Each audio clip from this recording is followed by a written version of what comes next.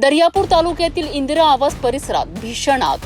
संदीप गावंडे यांच्या राहत्या घराला अचानक आग लागल्याची धक्कादायक घटना समोर आली आहे। या आगीत संपूर्ण जीवनावश्यक वस्तू जळून खाक झाल्यात। सुदैवाने घरात कोणी नसल्याने मोठी जीवितहानी टळली आहे।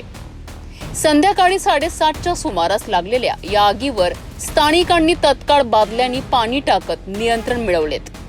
घटनास्थळी पोलीस पाटील महेंद्र मेश्राम, सरपंच डॉक्टर चंचल गजबिये यांनी धाव घेत अग्निशामक दल आणि खल्लार पोलीस घटनास्थळी दाखल झालेत। घर जळून खाक झाल्यामुळे गावंडे कुटुंबियांवर मोठे संकट कोसळले।